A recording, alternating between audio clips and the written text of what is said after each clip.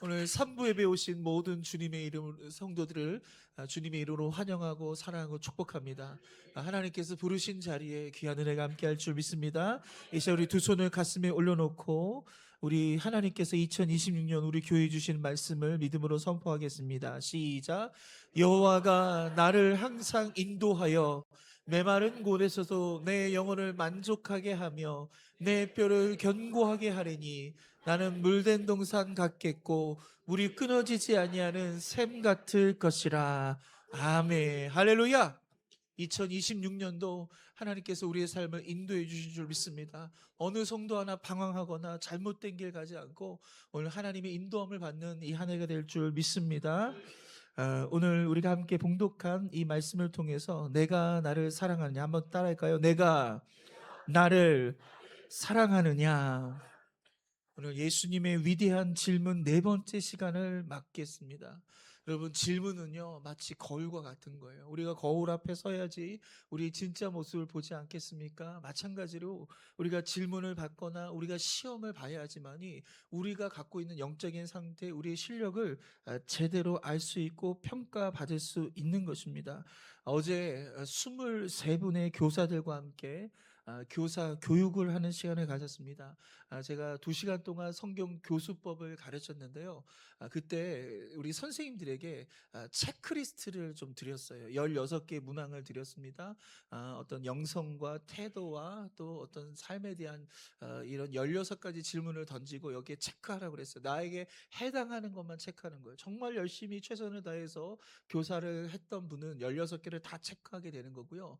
그렇지 않고 게으르거나 나태하게 이 사명을 감당하신 분은 체크할 수가 없는 거죠. 그래서 0개부터 10개까지 체크한 사람 손 들어보고 11개부터 막 이렇게 제가 손을 들게 했습니다. 그리고 다 끝난 다음에 피드백 시간에 이런 얘기를 하는데, 아, 교사로 굉장히 오랫동안 봉사를 했지만 이런 체크리스트를 처음 경험해 봤다는 거예요. 그러니까 내가 어떻게 교사를 했는지, 지금은 교사 숫자가 적기 때문에 내가 잘하는 것 같고 되게 뛰어난 것 같은지 알았는데, 이 질문 앞에 보니까 굉장히 부끄럽더라. 내가 더 열심히 해야겠다라는 그런 피드백을 제가 받게 되었습니다. 사랑하는 성도 여러분, 오늘 우리도 마찬가지예요. 여러분, 우리가 신앙생활을 잘하는 것 같지만 예수님의 이러한 질문 앞에 서야지만이 진짜 나의 모습들을 우리가 점검하게 되는 것입니다. 오늘 우리가 읽은 이 요한복음 21장은요, 실패한 자들이 모인 그 슬픔의 밤의 현장을 기록하고 있습니다. 예수님께서 십자가에 못 박혀 죽으셨을 때 그의 사랑하는 제자들은 어떻게 하죠? 다 뿔뿔이 흩어졌어요. 왜 흩어졌냐면, 나도 스승처럼 똑같은 운명, 나도 십자가의 죽음을 당할까봐 너무나 겁이 났어요. 너무나 무서워가지고 다 뿔뿔이 흩어지게 됩니다. 그때 이 베드로를 필두로 해서 그 7명의 제자들은 고향인 갈릴리로 가서 원래 직업이었던 그 어부 일을 하게 되죠. 그래서 밤새도록 그물을 던지는데 물고기 한 마리를 얻지 못하는 거예요. 빈 그물만 올라오게 되었습니다. 어쩌면 새벽을 맞이했을 때 그들의 심령의 진짜 모습은 빈 그늘이 아니라 빈 깡통과 같은 그런 영혼의 상태가 아니었을까, 그렇게 생각합니다. 그 중에 베드로의 마음은요, 그 빈 그물보다도 더 처절하고 더 참담한 그런 모습이 아니었을까 생각합니다. 그러한 베드로에게 오늘 예수님께서 오셔서 질문을 던지시는 것이죠. 내가 나를 사랑하느냐? 오늘 그 질문 앞에 어떻게 반응하는지 함께 말씀의 은혜를 나누고자 합니다. 우리 첫 번째 한번 따라해 볼까요? 베드로를 찾아오신 예수님. 오늘 성경을 보니까요, 제자들이 예수님을 찾은 것이 아니라 바로 예수님께서 베드로를 찾으셨다라는 것입니다. 그런데 여러분, 어떤 베드로였나요? 어떤 상태의 베드로였나요? 막 열심히 했던 베드로였나요? 예수님 말씀에 순종적으로 잘 따르던 베드로였나요? 막 열정을 가지고, 예, 주님 이것도 제가 할게요, 저것도 할게요, 막 그랬던 베드로였나요? 아닙니다. 예수님을 부인하고 예수님을 저주하고 예수님 십자가에 못 박혔을 때 예수님을 배신하고 그렇게 고향으로 돌아왔던, 바로 사명의 자리를 내팽지기치고 고향으로 돌아왔던 그 베드로를요, 예수님께서 찾아오셨다는 겁니다. 우리 요한복음 21장 3절 말씀을 같이 읽겠습니다. 시작. 시몬 베드로가 나는 물고기 잡으러 가노라 하니 그들이 우리도 함께 가겠다 하고 나가서 배에 올랐으나 그날 밤에 아무것도 잡지 못하였더니.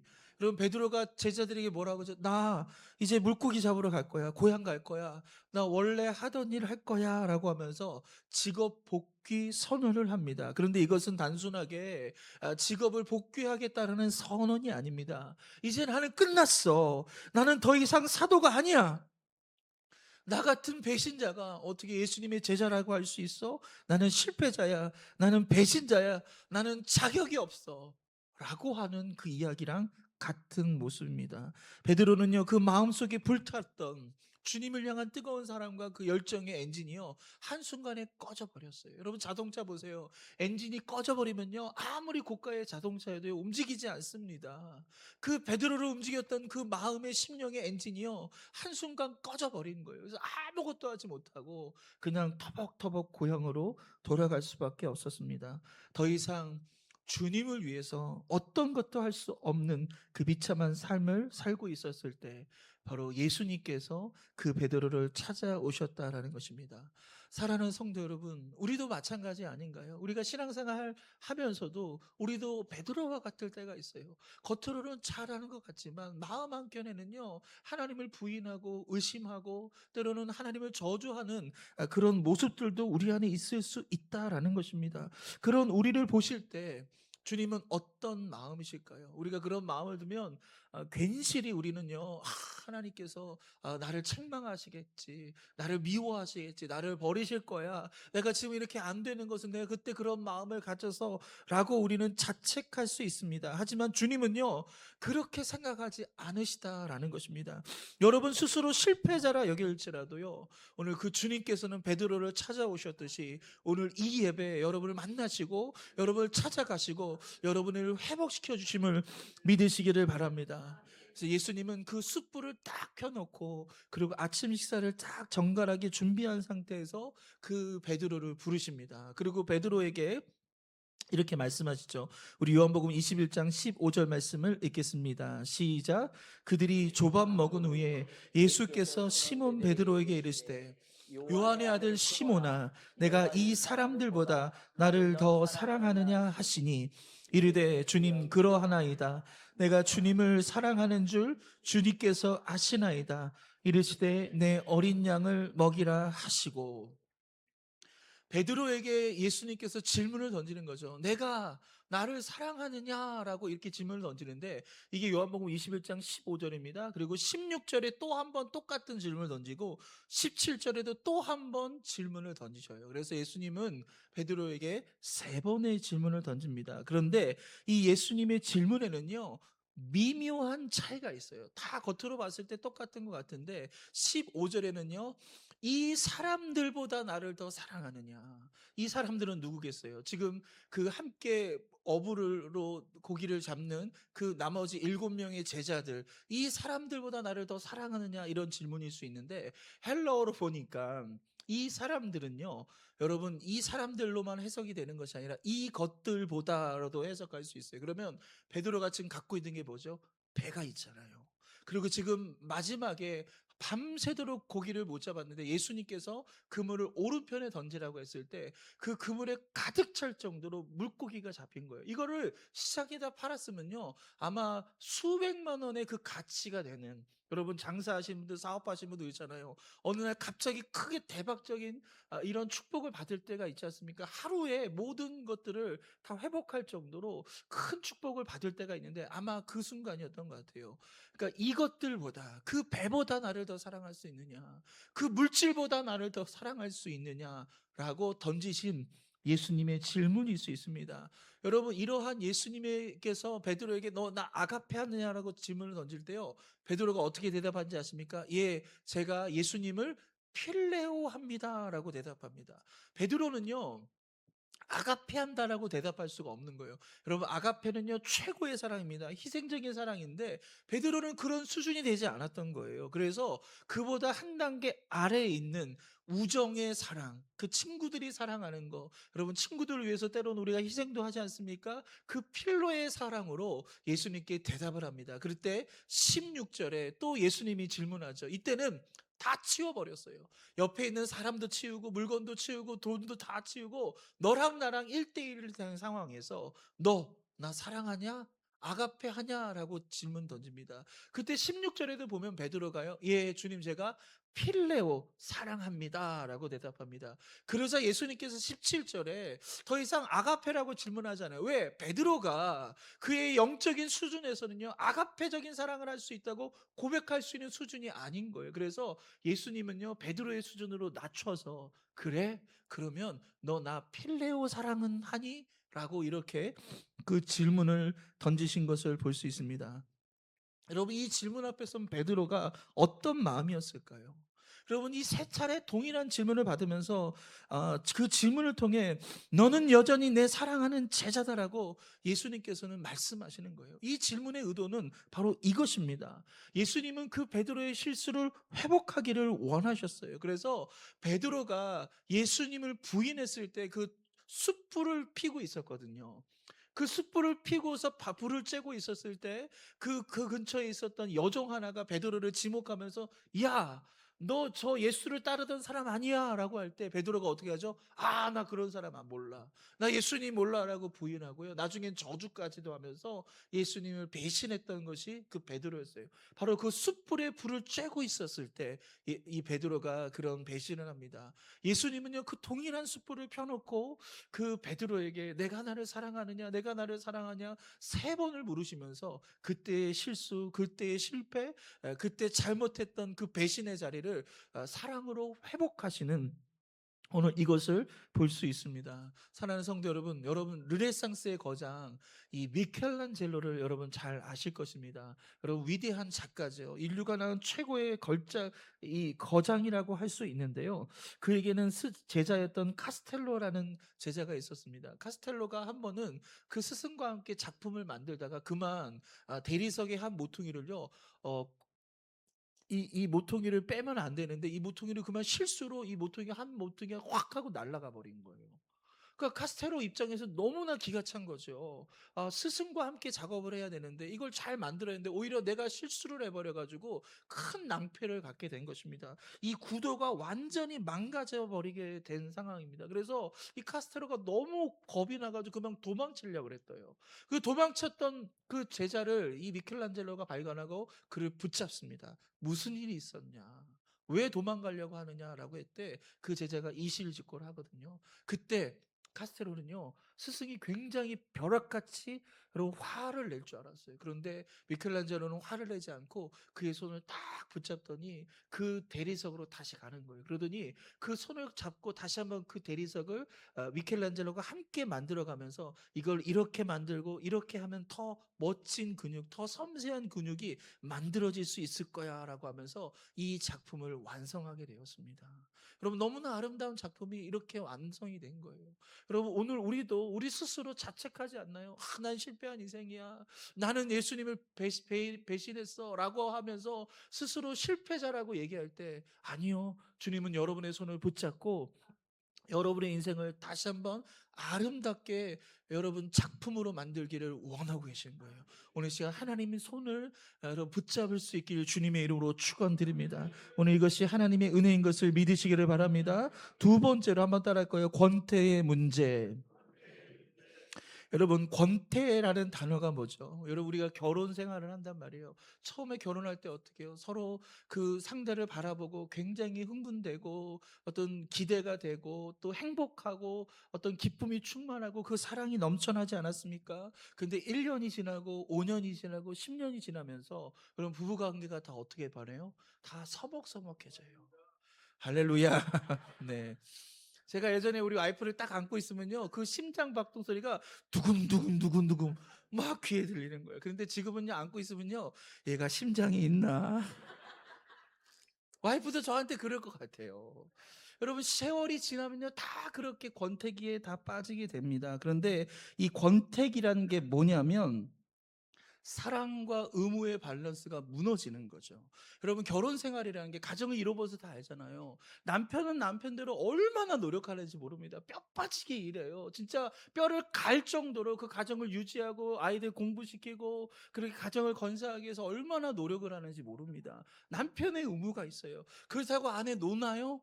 여러분 팡팡 노나요? 그렇지 않습니다. 여러분 빨래하고 여러분 설거지하고 음식 만들고 여러분 남자들 봤을 때 그 별거 아니라고 생각하지만 해보세요. 해보시라고요. 청소 한번 해보세요. 설거지 한번 해보세요. 하루 종일 해도 여러분 끝이 없는 게 이 집안일입니다. 그 의무가 있는 거예요. 그러니까 남편은 남편으로서의 의무가 있고 아내는 아내로서의 의무가 있는데 의무만 계속 가는 거예요. 그 의무 속에 사랑이 채워지고 사랑이 충만하면 절대로 권태기가 오지 않는데 의무는 하는데 서로 가정을 위해서 내가 책임진다라고 하는데 그 사랑이 채워지지 않으니까 어느 순간 뭐예요? 이 관계를 내가 계속 왜 유지해야 되지? 권태기예요. 이 사람을 내가 과연 사랑했나? 권태기예요. 그런데요, 이게 신앙생활에도 똑같습니다. 여러분 우리가 처음 예수 믿을 때 얼마나 그 첫사랑이 뜨거웠어요. 그래서 여러분 교회 오는 게 너무나 행복하고 내가 주님을 위해서 더 뭘 더 하고 싶어 가지고 막 이것도 봉사하고 저것도 봉사하고 저 예전에 예배 드릴 때요 1부부터 7부까지 예배 드렸어요.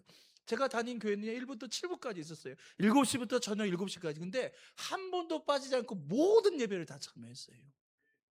그리고 그 사이사이마다 봉사하고요. 그게 너무 좋은 거예요. 예배가 너무 좋은 거예요. 왜? 너무 행복하니까. 하나님의 사랑하니까. 여러분, 근데 어느 순간부터 하나님의 사랑이 우리 안에 오지 않으니까, 하나님의 사랑을 채우지 않으니까 그 사랑보다 의무가 더 앞서게 되죠. 그래서 그 봉사가 지쳐가기 시작하는 거예요. 내가 하나님께 드리는 이 시간이, 이 한 시간이 아깝다라고 생각하는 사람이 있어요. 헌금도 보면요, 계산기를 두드려요. 이거 너무 많이 하는 것 같은데. 남들은 하는데 왜 나만 하지? 여러분, 그렇게 의무감에 신앙생활 하시는 분도 있습니다. 왜 그렇습니까? 바로 권태기가 없는 거예요. 그 사랑이 채워지지 않기 때문에 바로 이러한 위기가 왔다라는 것입니다. 어느 순간 그렇게 우리의 예배가 형식화돼 버립니다. 우리의 신앙이 형식화되는 것입니다. 이렇게 계산적인 신앙으로 바뀝니다. 요한 1서 4장 18절 말씀을 읽겠습니다. 시작. 사랑 안에 두려움이 없고 온전한 사랑이 두려움을 내쫓나니 두려움에는 형벌이 있습니다. 두려워하는 자는 사랑 안에서 온전히 이루지 못하였느니라. 오늘 말씀 뭐이게요? 사랑 안에 있으면 뭐가 없다는 거예요? 두려움이 없다는 거예요. 근데 왜 우리가 두려워하죠? 사랑 안에 없기 때문에 그런 거예요. 하나님의 그 충분한 사랑을 받으면요, 결코 두려워하지 않고 살아가는 거예요.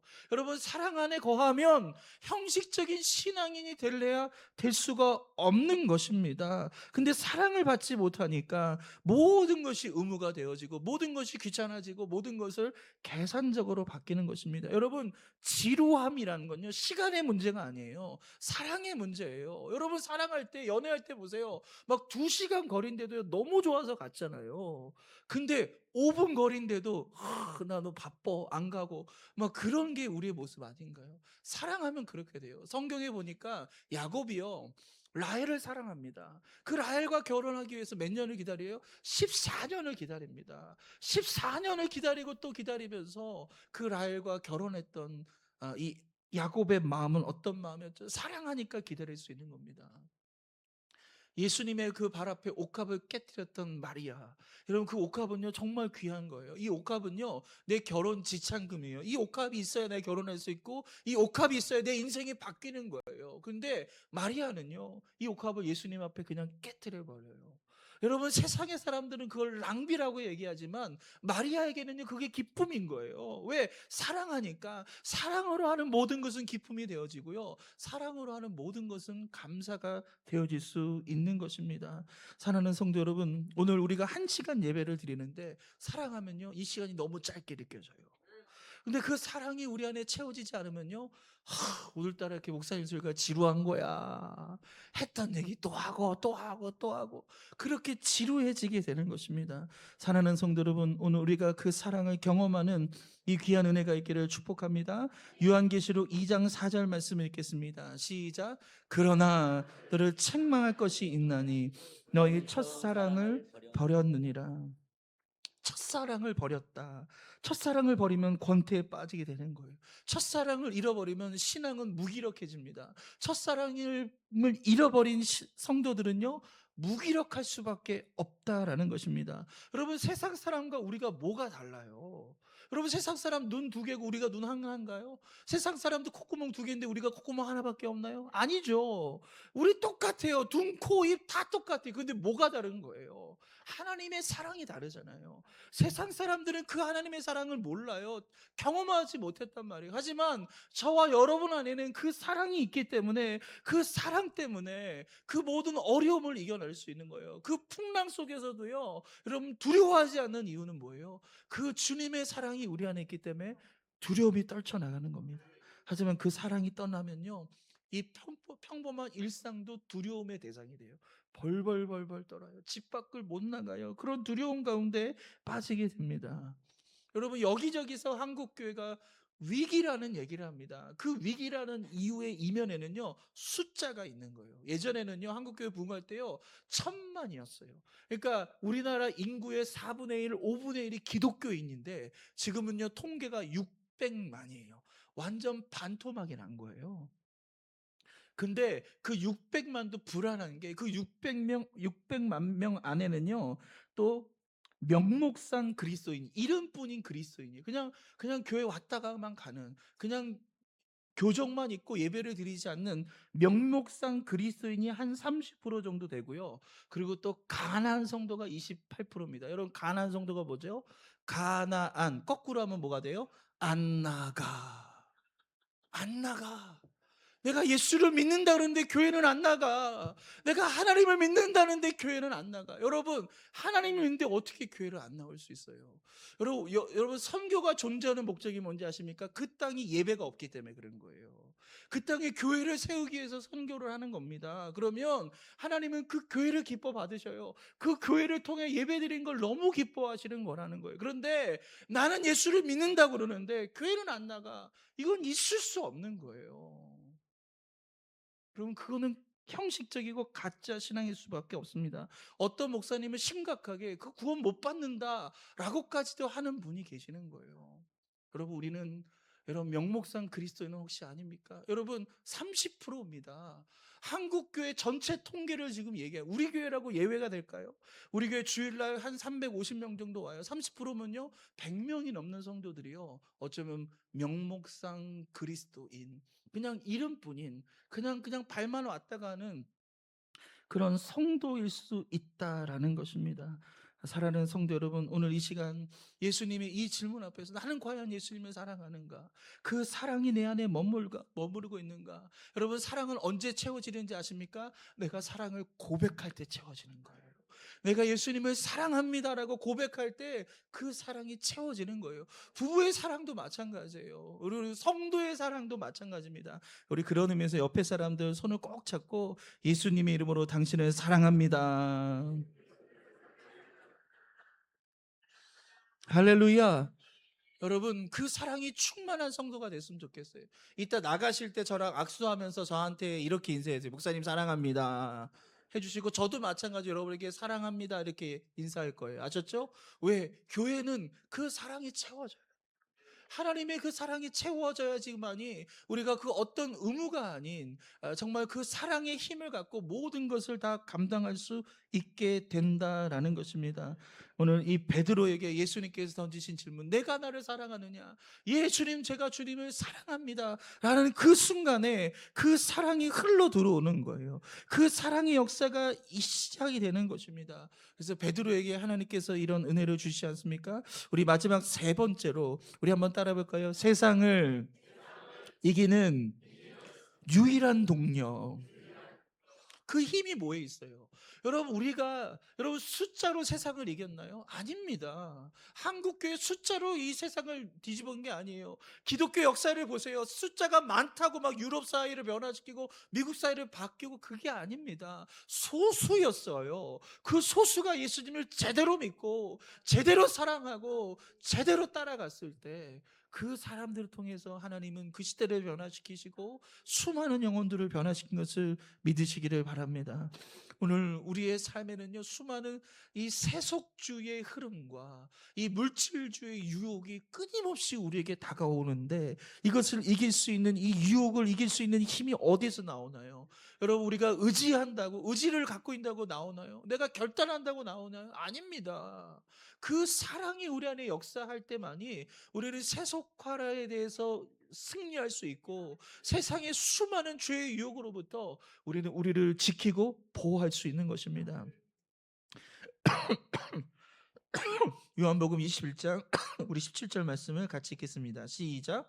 세 번째 이르시되 요한의 아들 시몬아 내가 나를 사랑하느냐 하시니 주께서 세 번째 내가 나를 사랑하느냐 하심으로 베드로가 근신하여 이르되 주님 모든 것을 아시오매 내가 주님을 사랑하는 줄 주께서 아시나이다. 예수께서 이르시되 내 양을 먹이라. 아멘. 여러분, 베드로가 세 번의 질문을 받습니다. 첫 번째 질문, 두 번째 질문, 세 번째 질문을 받으면서 자신의 부족한 게 뭔지를 깨달은 거예요. 내가 예수님을 배신하고 예수님을 부인하고 예수님을 떠난 이유가 다른 게 아니구나. 바로 그 사랑의 문제였다라는 것을 베드로가 알아차립니다. 그래서 베드로가 주님 당신께서 모든 것을 아시오매 제가 주님을 사랑하는지를 아십니다. 제가 주님을 필요하는지 아십니다라고 그렇게 말씀하신 것입니다. 여러분, 핸드폰이 있습니다. 이 핸드폰이 충전을 받으려면 충전기 근처에다 딱 던져놓으면 여러분 충전이 됩니까? 안 되죠. 여러분, 아무리 가까이 대도요 충전되지 않아요. 어떻게 해야 충전돼요? 그 선이 연결돼야 돼요. 플러그인이 돼야지만이 그 핸드폰이 충전이 되는 거예요. 마찬가지로 오늘 우리가 교회 왔다고 해서 우리가 충전되나요? 우리가 회복되나요? 우리의 문제가 해결되나요? 아닙니다. 예수님께 접속돼야 돼요.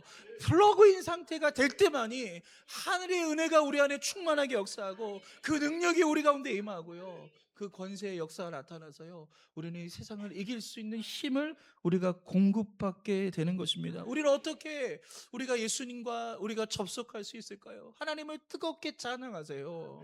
하나님 말씀에 아멘으로도 화답하세요. 여러분, 기도할 때 믿음을 갖고 하나님께 기도할 때 그 주님과 우리는 접속이 되는 거예요. 그래서 하늘의 모든 신령한 것들로, 이 땅의 기름진 것들로 하나님께서 우리 영혼을 채워주심을 믿으시기를 바랍니다. 그 사랑의 세 번의 고백을 다 받고 나서 예수님께서 베드로에게 뭐라고 해야죠? 내 양을 먹여라. 그 사명의 길로 인도하는 걸 볼 수 있습니다. 베드로는 이 사명을 붙잡고요, 그 이후로 달라졌어요. 여러분, 베드로가 수많은 사람들 앞에서 야, 니네들이 바로 예수님의 십자가에 못 박힌 사람이라고 담대하게 외칩니다. 그리고 또 한번 지나가다가 안진뱅이를 만났어요. 그가 구걸을 하고 있을 때 베드로가 뭐라고 하죠? 은과 금은 내게 없거니와 내게 있는 것으로 내게 주노니 나사렛 예수 이름으로 일어나 걸으라. 단 한 번도 걸어보지 못했던 이 장애인이 예수 이름으로 일어나 걸으라 할 때 그가 일어났고요, 그가 뛰기를 시작하면서 성전에 뛰어다니면서 하나님을 찬양하고 경배했다라고 그렇게 기록하고 있는 것입니다. 사랑하는 성도 여러분, 베드로가 어떻게 죽은지 아십니까? 여러분, 로마에서 그가 순교를 당하는데요, 로마 사람들은 이 베드로를 십자가 처형으로 죽이려고 했어요. 그런데 베드로가 거절합니다. 나는 내 스승인 예수님과 똑같이 그렇게 죽임을 당할 수 없습니다. 저를 뒤집으십시오. 그래서 거꾸로 팀을 당해서, 그래서 목이 땅에 처박힌 상태에서 십자가 처형을 당하면서 그가 마지막 운명을 합니다. 여러분, 어떻게 정상적인 상황에서 이게 가능한가요? 그 하나님의 사랑으로 베드로가 충만하니까 그 순교의 자리까지 들어갈 수 있었다는 것입니다. 오늘 저와 여러분, 이 땅을 살아가면서 오늘 우리 스스로에게 이런 질문을 던졌으면 좋겠어요. 나는 과연 예수님을 사랑하는가? 할렐루야. 오늘 우리가 다시 한번 이 말씀 앞에서 우리의 신앙 첫사랑을 회복하며 하나님 앞에 나올 수 있기를 주님의 이름으로 축복합니다.